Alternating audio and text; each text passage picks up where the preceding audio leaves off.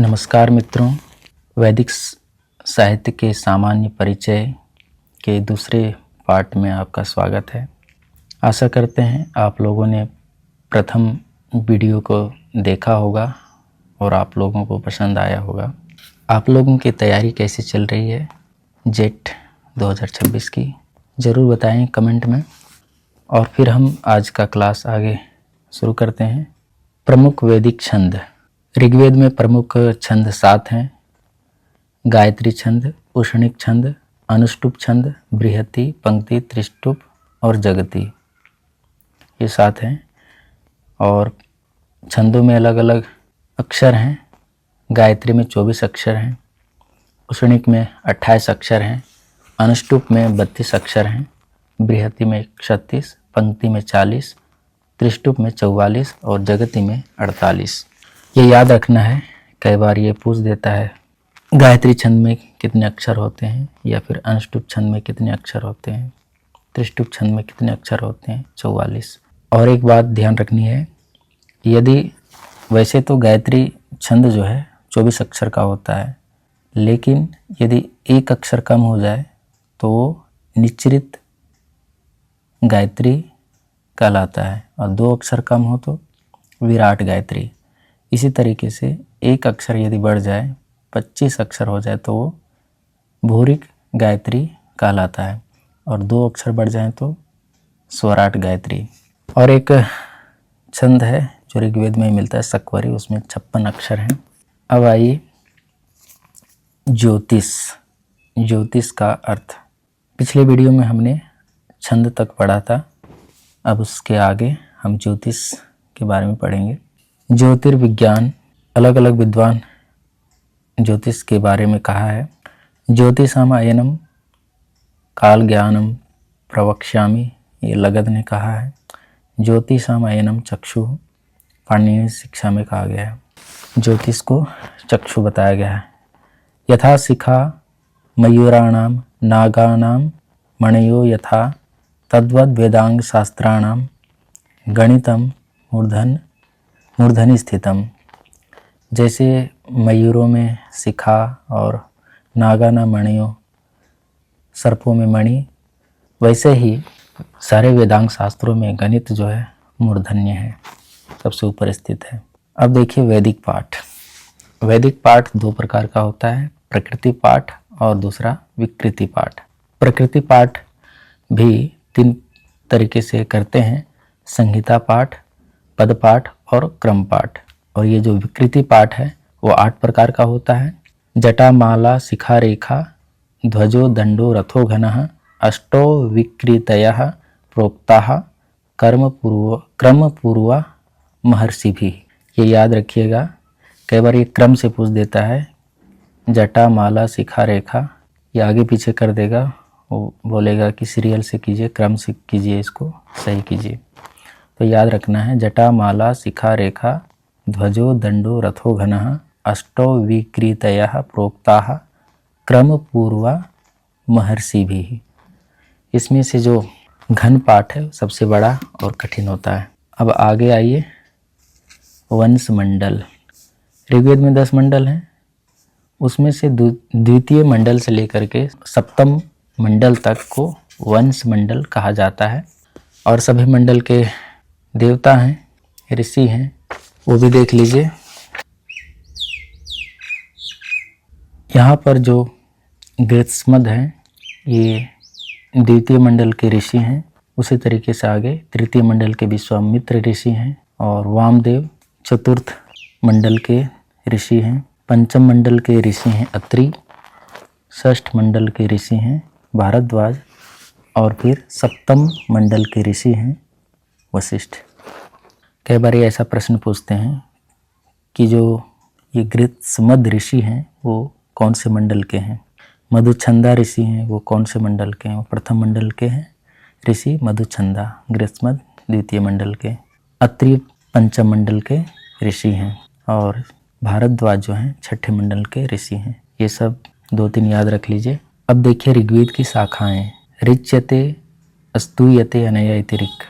जिन मंत्रों के द्वारा स्तुति किया जाता है वो क्या है, ऋक् है।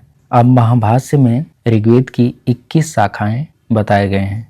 एक विंशतिधा बाहुवृक्षम, बाहुवृक्षम, एक विंशतिधा बाहुवृक्षम, 21 शाखाएं महाभाष्य में। ये याद रखना है कि महाभाष्य के अनुसार ऋग्वेद की कितनी शाखाएं हैं, 21 शाखाएं हैं। उसमें से जो है ये 5 शाखाएं मुख्य हैं, शाकल, वास्कल, आश्वलायन, सांखायन और फिर मांडुकायनी। ये याद रखना है, मांडुकायनी ये ऋग्वेद की शाखा है। अब ऋग्वेद विभाजन के प्रकार देखते हैं। 2 तरीके से ऋग्वेद का विभाजन करते हैं, एक अष्टक क्रम से और एक मंडल क्रम से। अष्टक क्रम में 8 अष्टक हैं और अध्याय 64 हैं। एक अष्टक में 8 अध्याय, तो 8 अष्टक में 64 अध्याय। वर्ग हो जाएंगे ऐसे ही। इसमें वर्ग आता है 2024 और मंत्र 10,580। जब अष्टक क्रम से विभाजन करते हैं तो अष्टक आता है, फिर उसको अध्याय में बांटते हैं, फिर वर्ग में, फिर मंत्र, वर्ग के अंतर मंत्र आता है। फिर मंडल क्रम में देखिए 10 मंडल हैं। मंडल को फिर अनुवाक में बांटते हैं, अनुवाक 85 अनुवाक हैं। फिर उसके बाद सूक्त, सूक्त हैं 1028 और मंत्र हैं 10,580। ये याद रखना है मंत्र की संख्या। अब आइए ऋग्वेद के कुछ महत्वपूर्ण सूक्त के बारे में देखते हैं। ये जो पीछे हम देखे थे सूक्त जो है 1028 है, उसमें से 11 बालखेल सूक्त हैं, वो मिला करके 1028 है। अब देखिए महत्वपूर्ण सूक्त। पुरुष सूक्त 10वें मंडल का है। इसके कुछ सूक्त मंत्र दिए हैं। पुरुष एवदम सर्वम ब्राह्मणों से मुखमासे। जो प्रमुख मंत्र हैं वो याद रखना है। नासदी सूक्त ये 10वें मंडल का है, 129वां सूक्त। कोद्धा वेद नासदासीनो सदासिद इदानीम। हिरण्यगर्भ सूक्त 10वें मंडल का 1-1। या आत्मदा बलदा कस्मे देवाय हविषा विधेम, ये इसका मंत्र है हिरण्यगर्भ सूक्त का। श्रद्धा सूक्त है ऋग्वेद का ही। श्रद्धे श्रद्धामये नः, श्रद्धे श्रद्धामये नः, श्रद्धाम हृदयाकुत्या श्रद्धया विन्दते हवि वसुः, वसु। वाक् सूक्त अहम राष्ट्री संगमनि वसुनाम। संज्ञान सूक्त संगच्छध्वम संवदध्वम संवो मनांसि जानताम। समानो मंत्र, ये भी एक मंत्र है। समानो मंत्र समिति समानी, ये दोनों हम योग दिवस के समय बोलते हैं, प्रार्थना के समय। अब जितने सूक्त हैं सबके देवता और ऋषि होते हैं। हर सूक्त का पुरुष सूक्त के देवता हैं पुरुष और ऋषि हैं नारायण ऋषि। वैसे ही देखिए नासदी सूक्त के देवता हैं प्रजापति, परमात्मा है देवता, और ऋषि हैं परमेष्ठी प्रजापति। हिरण्यगर्भ सूक्त के देवता हैं प्रजापति और ऋषि हैं हिरण्यगर्भ। श्रद्धा सूक्त ये हमारे सिलेबस में नहीं है। वाक् सूक्त, वाक् सूक्त के देवता हैं परमात्मा और ऋषि हैं वागाम भृणी वाक। वाक ये कई बार पूछा गया है एग्जाम में कि वाक् सूक्त के ऋषि कौन है, तो ये याद रखिएगा वागाम भृणी वाक। संज्ञान सूक्त ये भी सिलेबस में तो नहीं है। अब आइए अक्ष सूक्त। अक्ष सूक्त के ऋषि हैं कवस एलुस और देवता ये 7वें नंबर का ये मंत्र है। अक्षरमा दिव्या कृषिमित कृषश्च वित्ते रमस्व बहुमन्यमानः।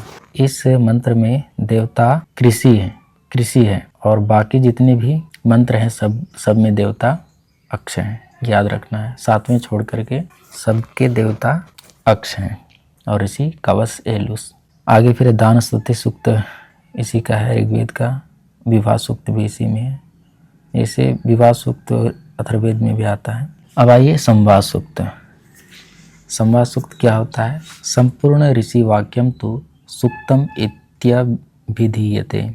जो ऋषि वाक्य होता है वो सूक्त, संपूर्ण ऋषि वाक्य को सूक्त कहा जाता है। इसमें से 4 सूक्त अपने सिलेबस में लगा है।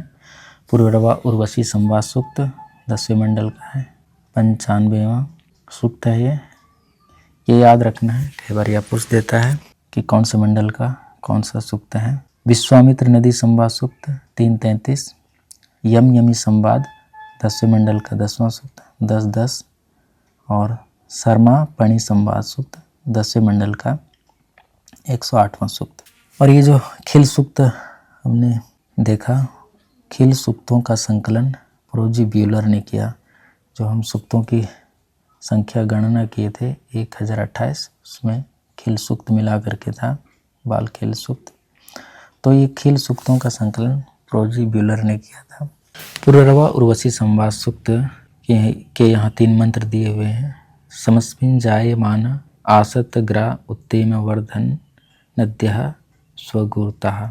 इसमें कहा गया है जब पुररवा उत्पन्न हुआ तब सभी देवांगनाएं उसे देखने आई। समस्मिन् जायमान आसत ग्ना उत्तेम वर्धन नद्यः स्वगुरुतः। फिर पूरा मंत्र है महे यत्वा पुरुरवो रणया वर्धयन दस्यु हत्याय देवः। नदियों ने भी उनकी प्रशंसा की। तब हे पुरुरवा देवताओं ने घोर संग्राम में जाने तथा दस्यु के विनाश हेतु तुम्हारी स्तुति की। ये सब अर्थ हैं, देख लीजिए किताबों में।